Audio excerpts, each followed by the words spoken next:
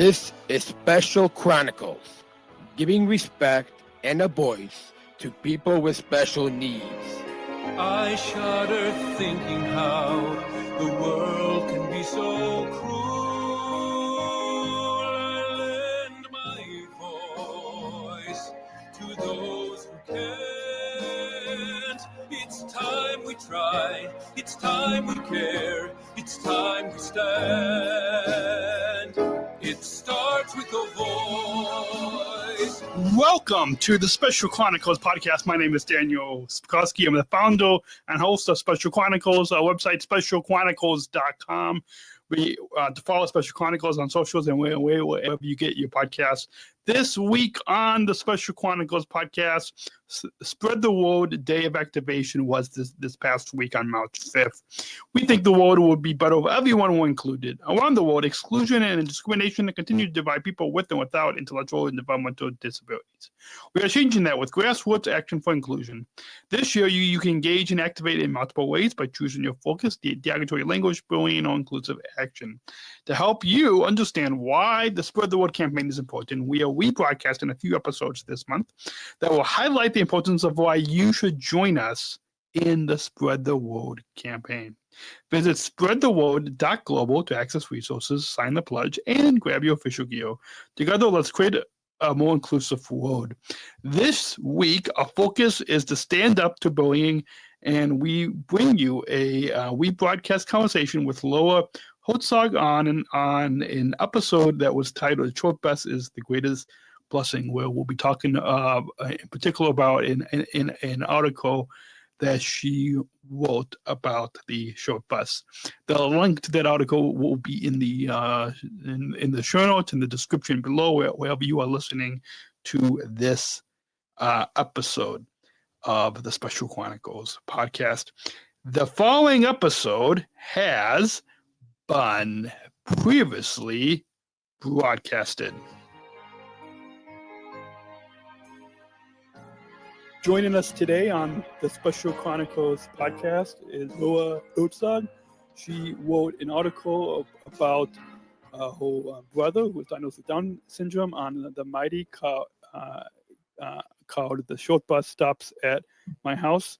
And Laura, I first heard about your story of your brother and the short bus a few years ago on the Special Olympics Facebook page or the Spread the Word in the World page. And then fast forward to just last year, I read the story that you wrote on the mighty. Let's first welcome to Special Chronicles, Laura. Thank you. So let's begin by having you introduce yourself to our listeners. I'm Laura Hertzog. I am a sophomore at St. Norbert College in De Pere, Wisconsin, right outside Green Bay. I'm studying political science. And I am an older sister to a younger brother with Down syndrome and has greatly shaped not only my life, but the other members of my family life as well. Cool. And speaking your perspective as a sibling, today, the day that we're taping this on Friday, April 10th, 2015, is National Sibling Day. So yes, it's great, a great day to tape your story today. Let's in preparing for a show, and like you just said, you're a political science major. What we'll get to later on is about this year is the 25th anniversary of the ADA, which is the American with Disabilities Act. Mm-hmm. So that's exciting. Plus, we're working on some things at Special Chronicles, Calm, and some other radio media pitches related to this year. But let's take our listeners back to some of the challenges that your brother's name, and I think in the story I read that your brother's name is David. Yes. And so talk to us about some of the challenges, and he's younger than you? Yeah, so he is 17 months younger than me. He is, so he will be graduating in May. Neat. From high school? Yes, from high school. Neat.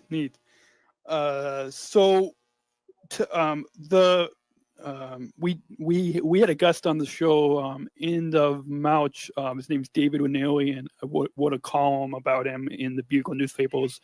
And he's a freshman in high school, so it's kind of around the same age as your brother David. Great. And he also has Down syndrome.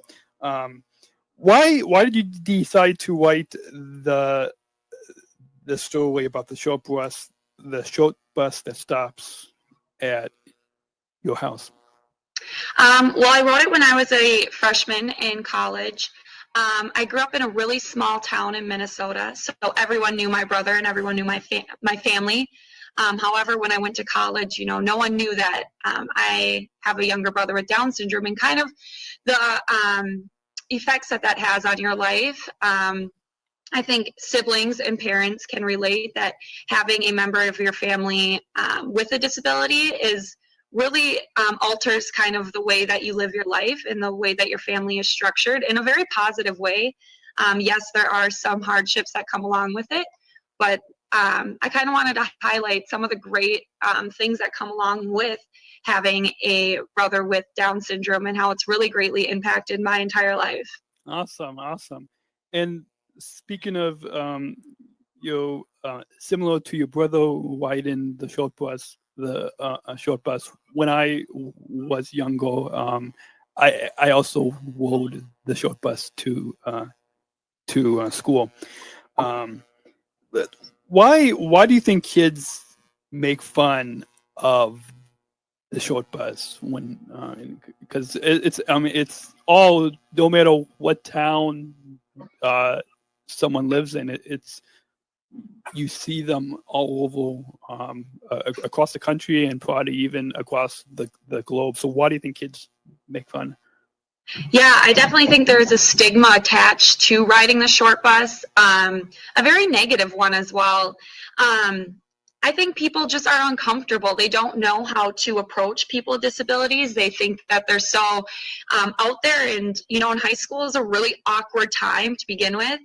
And finding just a little differences in people is something that kids play on, and that they look at them very differently and as inferior. And so in my essay, I wanted to kind of portray that it is okay to have the short bus stop at your house, and it is okay to ride the short bus. It does not mean that you can't contribute to society. It just simply is your mode of transportation, and it's really disheartening that it has a stigma that it does, but I hope that in years to come we get rid of the stigma, and it's just another form of transportation that gets children to school. Awesome. I definitely agree with you, and that kind of in ending the stigma around disability, which has a negative connotation to it. One of the things that we're trying to champion, it goes along with one of my friends, Tim Shivo, who's the chairman of Special Olympics, talks about, and even in his book, he talks about the term abilities, and that's one thing that at Special Chronicles we're trying to champion a new campaign to change the term disability to abilities. What's some of your thoughts about that term? I think that's great. I know that a lot of times people say disabled people, which drives me nuts. Or a Down syndrome child. No, they are a child with Down syndrome. They just happen to have Down syndrome. It does not define them. Children with disabilities, they are still a child first. Having a disability is just an extra part of them. It does not define them in any way. It just simply is part of their being, but it does not mean that it makes them less. Yeah, the term disability already has a negative connotation because it's saying that they are disabled in some way, which is untrue. Yeah, definitely. And goes along what you said about people first language. I wrote an article on the Special Olympics blog last year, and then also kind of a abbreviated version in the Bugle newspapers the end of last year about the importance of people first language. So that it as someone with special needs, it bugs me in the media when people don't use people first language. And so I'm grateful that my editor at the Bugle, that they write the headlines in people first language. So Yes. and that's a really important step in getting rid of the stigma around disability. So let's talk a little bit about, it may be this next question, it may be an obvious one, but talk a little bit about your inspiration. My inspiration for writing the article, or just both for writing the article and then also in life. Yeah, so my brother, but also, I came into college a business major. I don't even know why. I don't want to do anything with business.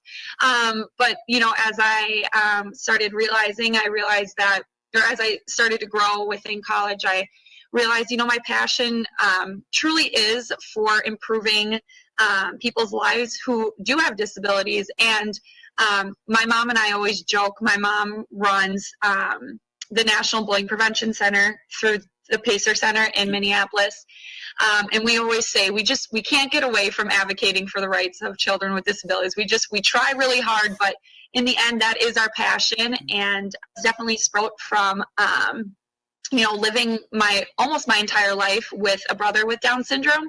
But also just from that, my brother was involved in Special Olympics, so you just get to meet so many kind souls, and you just want what's really best for them, and you can see that society is not moving in that direction, and you kind of feel almost obligated to do something about it, and not only obligated, but you want to do something to improve their lives. Yeah, absolutely neat.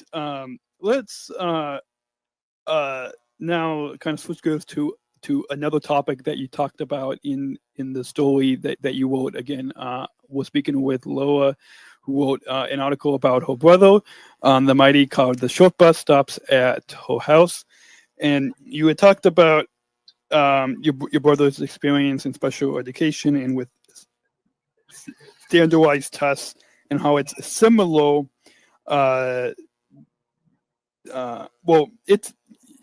That story is similar to an experience that I had in high school, taking the ACT and getting the accommodations, and really the aide that was in the room with me didn't give me the right amount of time that I was supposed to, as the ADA supposed. So that was frustrating, but kind of share with our listeners. I'm sure a lot of our listeners will go and read your story, but kind of share about that story. So I came back, I think it was the Thanksgiving break of my freshman year, and so my brother was a junior in high school, and in Minnesota we take tons of standardized tests that the state requires, not to get even into college, just to basically, and my mom was just sharing with me that my brother was in the bottom 2 percentile of the entire state for high schoolers. And that really got to me, because standardized tests, in my opinion, are just really difficult. Yeah. I don't like standardized tests. I don't think anyone does. And it didn't correctly measure his ability. My brother may struggle to write his first name, but he can offer so many other great things that those tests don't pick up. And that was really frustrating to me, because he's worked so hard, and not only has he worked hard, but all his teachers have worked really hard, and his paras and his classmates, and those tests did not show that, and that was really frustrating to me. Yeah, neat. Speaking about the frustration with the standardized tests, those an artist, I taped a bonus podcast last year on Backstage with Tom Chapin. I don't know if you know, he's won a couple of Grammy Awards, and he has both kind of for children and families and adults. So he has kind of two different musical careers. But he wrote a song called "Not on the Test," about focusing on the whites and kind of going along with what you had just said. So I don't know, have you heard of that artist? Or? No, I have not heard of that artist. If you go on to specialchronicles.com and do a search for Tom Chapin, you should be able to pull that up. But I'm sure that your brother David will enjoy his music. But that's I believe I want to say a 10-minute interview backstage with him. Great. And so I'm definitely recommend his music, and we have permission to play a lot of his music on the show. But one of the other things that you talked about in the story is about your brother's innocence, and can you share with us what the beautiful power of your brother's innocence is? Yeah. So what I was talking about there was, so my brother is 18 and he has a cognitive level of a 4-year-old. He doesn't have a lot of complex thinking going on, and that's okay.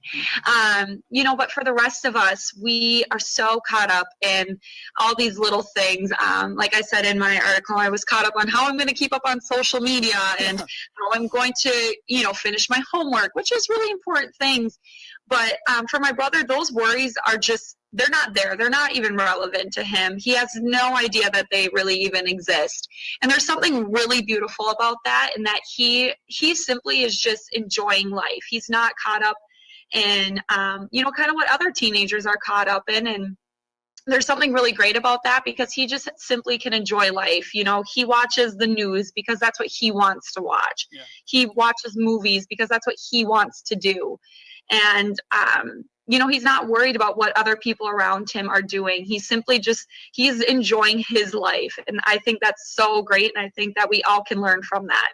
Awesome. I definitely agree with that. And the next you talked about in the story, once again, was speaking with Laura, who wrote an article on the Mighty about her brother who has Down syndrome, and is titled "The Short Bus Stops at Her House." And again, Laura also shared this story. It was posted a few years before the Mighty posted. It was posted on the Special Olympics Facebook page.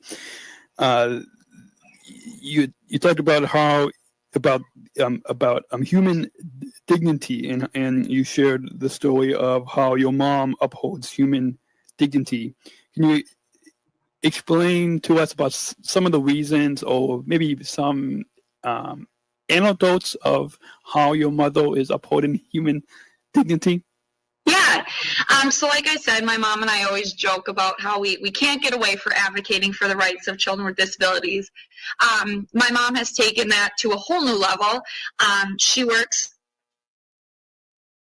in Bloomington, Minnesota, which advocates it actually educates parents on their rights for when they have children with disabilities. So say a child's born with autism, they educate parents on what their rights are, insurance-wise, education, kind of what benefits they get. And when my brother was starting school, when he was entering kindergarten, my mom, of course, was really worried that he would be extremely bullied. Of course, every parent has tons of concerns when their child enters kindergarten, but for my brother was nonverbal. He could barely walk. He couldn't eat. So my mom was very nervous. So she started the National Bullying Prevention Center, which is a project under Pacer Center.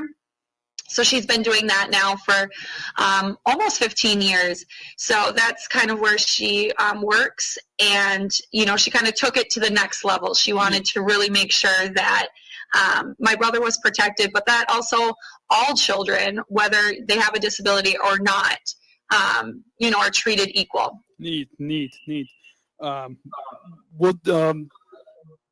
Definitely, if the next time that I'm up in Minnesota, we'll definitely have to try to meet up or have a live podcast. And I think it'll be neat to talk to your mom and your brother on the show as well.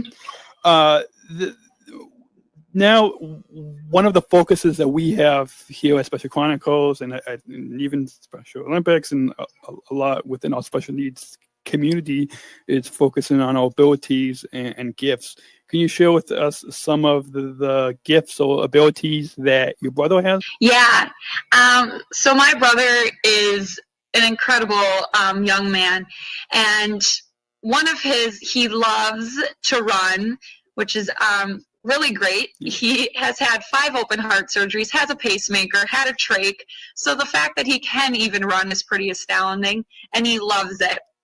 He also loves, he just loves watching movies, and he always has a smile on your face. If you make David sad, you really have done something, because he does not get sad very often. He loves to go out and play in our backyard, and he loves to spend time with his family, and he just is an incredible little boy who lives a very, very simple life, which is really beautiful. Neat.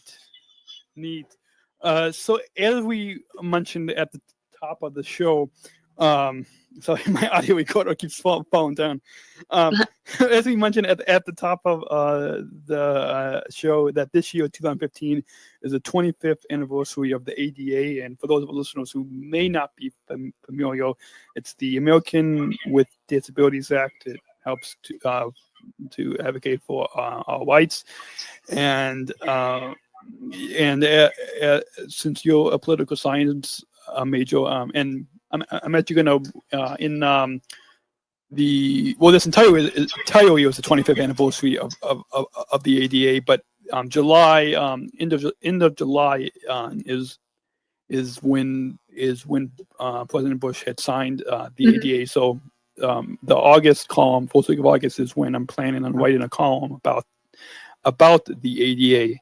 And so can you share kind of from your perspective in relating with your brother David, some of your thoughts about this year's 25th anniversary of the ADA?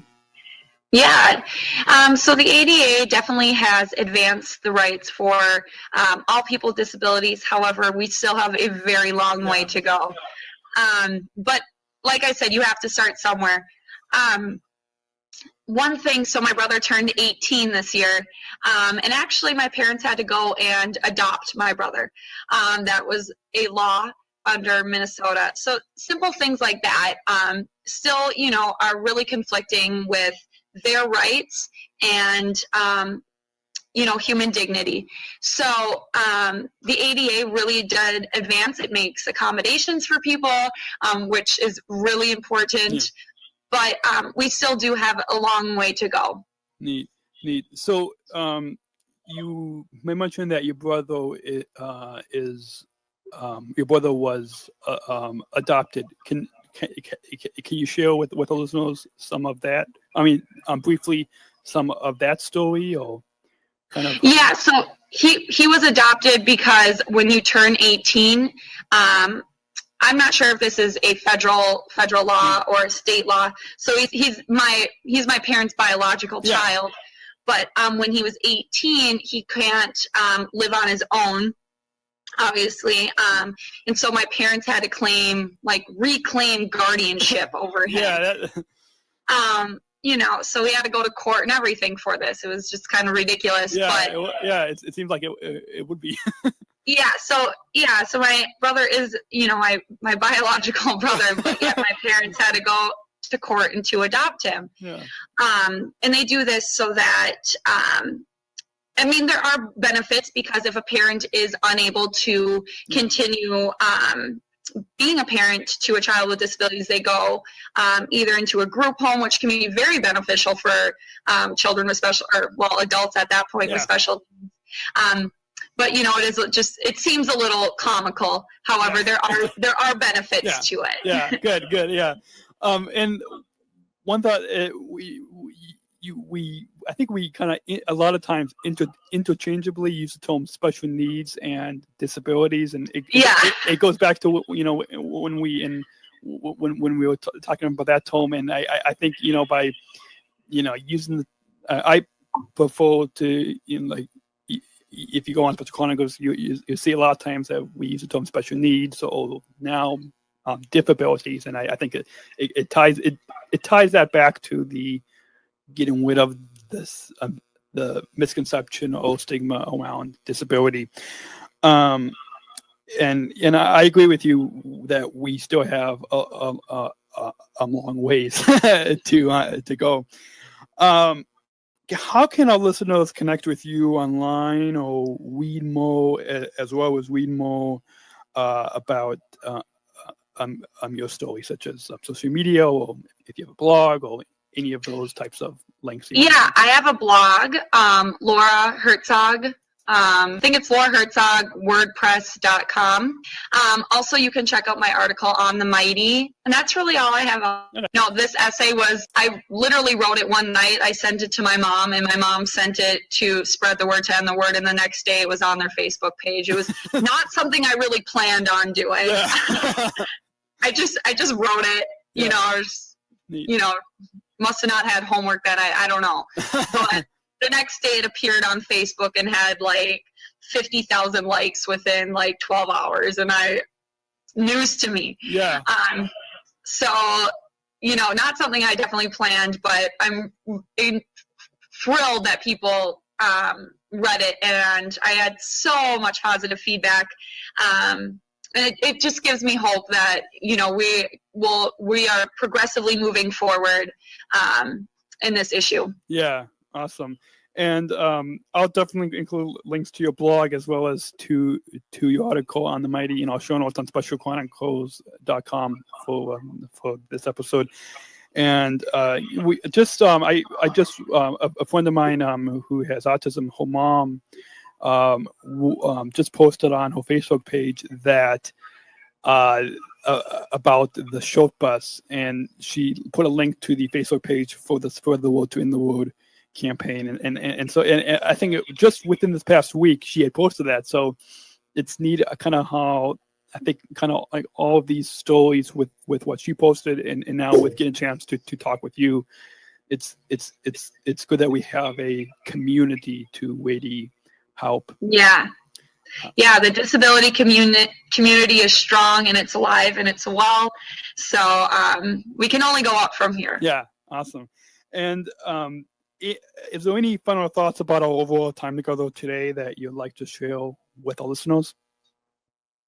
I would just say that every little thing can make a difference. Calling someone out on using the R word can make a difference.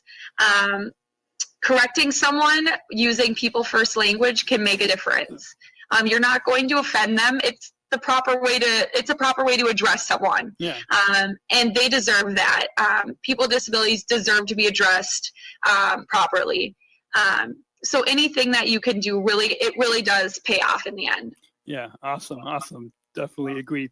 And you kind of as a closing thought, the last line of your article that you wrote is titled, "And the short bus stopped at my house was the greatest blessing." I think that's a great quote to a great quote to end the story that you wrote and to end our time together today. So any thoughts on that last line that you wrote? Yeah, I ended with that because, like I said, there's such a stigma around the short bus stopping at my house. Everyone I went to high school with knew that there was a short bus that stopped at my house, and the stigma that came around that. And I just wanted to make sure that they knew that I never saw that as a bad thing. In fact, like I said, it was the greatest blessing I ever had. So. Awesome. So once again today we're speaking with Laura, who wrote an article on the Mighty about a brother David who has Down syndrome called "The Short Bus Stops at My House." Thank you again, Laura, for taking the time to come on. Thank you. And I hope that if we can hopefully bring the show up to a Minnesota that we can meet in post. That'd be great. Thank you. I kind of didn't plan that appropriately. I was supposed to kind of slowly fade that in. Well, once again, thank you, Laura, for taking the time to come on the Special Chronicles podcast. That's what it's called, train wreck of a show. But yeah, thanks again, Laura, for taking the time to come on once again. And I hope you guys enjoyed learning a little bit more about that. I'd like to just take a quick break, just once again to mention our sponsors. This episode of and special support for Special Chronicles comes from listeners like you. Please join our supporters with a monthly or one-time donation so we can operate our studio and continue our mission, giving respect and voice to people with disabilities. Visit specialchronicles.com/give. That's specialchronicles.com/give to donate now. And if you want to access our bonus content, you can join now at specialchronicles.com/plus. That's specialchronicles.com/plus. Support for Special Chronicles comes from the ComEd Energy Force Ambassador Program, the country's first energy and solar efficiency education program designed for and taught by people with disabilities. Learn more at specialchronicles.com/ComEd. That's specialchronicles.com/ComEd. And support for Special Chronicles comes from United Airlines Bridge Disability Business Resource Group, connecting people of all abilities. Learn more on United's commitment to disability inclusion for employment and travel at specialchronicles.com/United. That's specialchronicles.com/United. And a few plugs as we wrap up this episode. I'm going to let you know that if you would like to shop our merchandise store, our Disabled Voices Matter merch, we have t-shirts, hoodies, coffee mugs. You can shop our store and know that 60% of the profits support us. Visit specialchronicles.com/shop. That's specialchronicles.com/shop. To get our Disabled Voices Matter merch. And tap that follow button because we have new episodes every week. Next week, we will be continuing this Spread the Word rebroadcast series as we sit down with Dr. Jackie Jodo, the Chief Youth and Education Officer at Special Olympics, to talk all about inclusive mindsets and how you can another focus for this year's Spread the Word campaign is inclusive action, and how you can have inclusive mindsets and really spreading inclusive action in your communities, in your schools, in your workplaces. And so that conversation you do not want to miss next week. You can hear this and more episodes related to the Spread the Word campaign at specialchronicles.com/spreadtheword.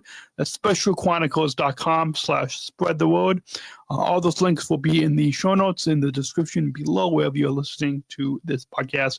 So go and check those out and tap that follow button and all of that. We'll be back next week right here, same time, same place on the Special Chronicles podcast on specialchronicles.com. So until then, have a great week, and I'll talk to you next week right here on specialchronicles.com. Until then, remember, choose to include. Thank you for listening to this episode of the Special Chronicles Podcast. Our podcast was produced by Daniel Smrokowski on the Special Chronicles Network. Follow Special Chronicles on Instagram, Facebook, Twitter, LinkedIn, and YouTube. Subscribe, rate, and review Special Chronicles on Apple Podcasts, Spotify, or wherever you listen to podcasts. Our website, specialchronicles.com, where you can stream our archives of over 500 episodes for free. Also, there's a list of our favorites, original series, award-winning columns, and blogs. And sign up for our newsletter to receive exclusive bonus content delivered to your inbox. Again, specialchronicles.com. Special Chronicles is hosted by Podbean Podcast Hosting. Our live streams are powered by StreamYard. Thanks, as always, to our business manager, Adam Smrokowski, who always encourages us to never give up. I'm Daniel Smrokowski, back next week with more stories. Special Chronicles, giving respect and a voice to people with special needs.